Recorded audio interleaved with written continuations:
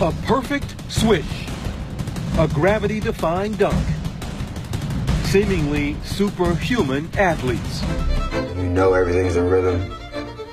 It's usually going. There's a reason it's called the beautiful game.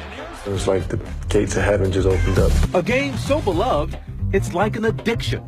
In my family, we still call it basketball fever. Just feel like you have to play all the time. From the driveway. I started playing on a crate, cut the bottom out, nailed it to the light pole. To the hardwood. The squeak of the shoes, and then that magic sound, swish. Now, the subject of ESPN's epic 20-hour film series, Basketball, A Love Story, featuring some of the biggest names in the game.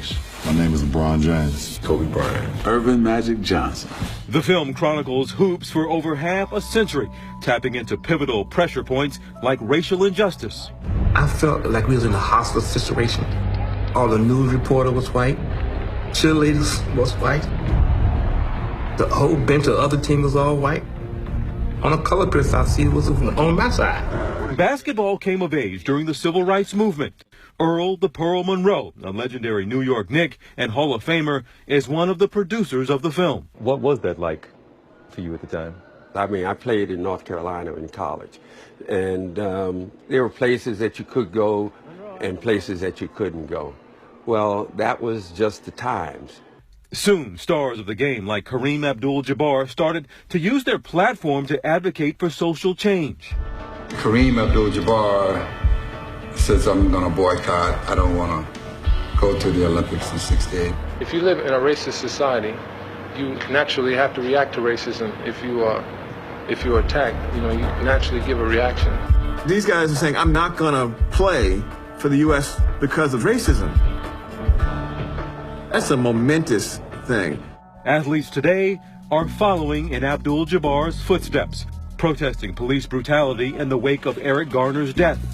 And after President Trump relentlessly criticized NFL players for kneeling during the national anthem, rivals Steph Curry and LeBron James backed each other up, refusing to visit the White House. I mean, I know no matter who wins this series, no one wants to invite anyway, so it won't be Golden State or Cleveland going. I agree with Brian. Dan Flores is the director of the film. People have the right to say what they want, and it's great that people are speaking up. There's nothing wrong with that. It's tremendous. But given the platform, given the times, do you think they have a responsibility to step up and speak up? I think the main thing that a player should always do is just be a role model. You don't have to speak up. You just have to live the right way. Unlike the NFL, which has been riled by its response to players kneeling for the anthem, the NBA has mostly been supportive of players' activism.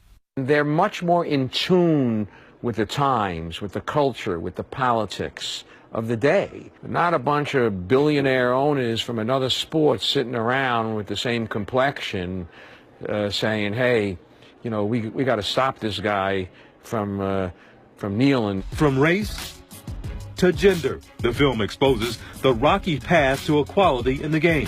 I learned very early on that basketball was very different for me. Because I was a girl, it was okay for me to score 20, but it wasn't a man's 20. So I said, oh, so my 20's not good enough? All right, I'll score 105. Women had to struggle for their place on the court.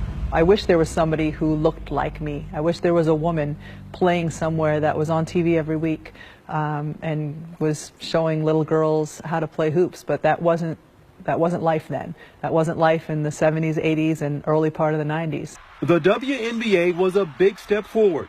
Founded in 1996 after the U.S. Women's Olympic team and a young Rebecca Lobo won gold in Atlanta. But it was so much bigger than that. We didn't realize we were a test bubble, essentially, for the WNBA. But the birth of the first major women's professional sports league in the country was not without growing pains. We tried to conform the image of this league to what we thought the fans wanted.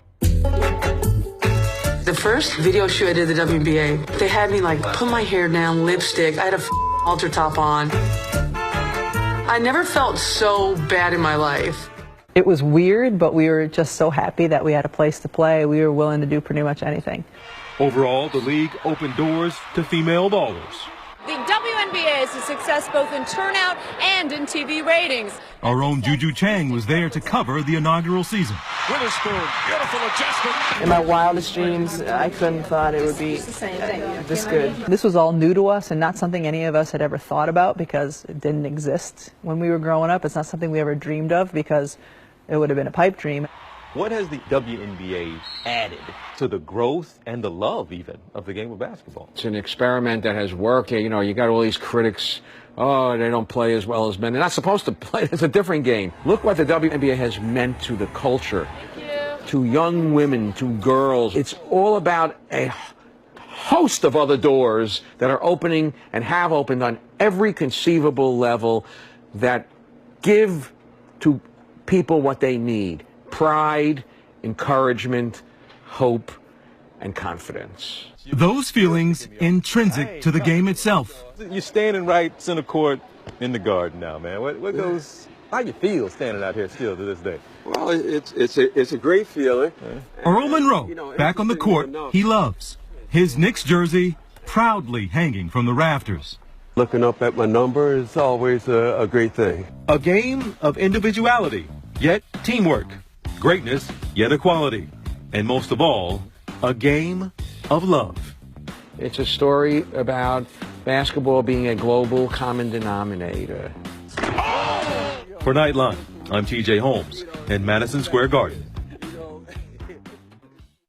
Our thanks to TJ. And Basketball, a Love Story can be found on the ESPN app.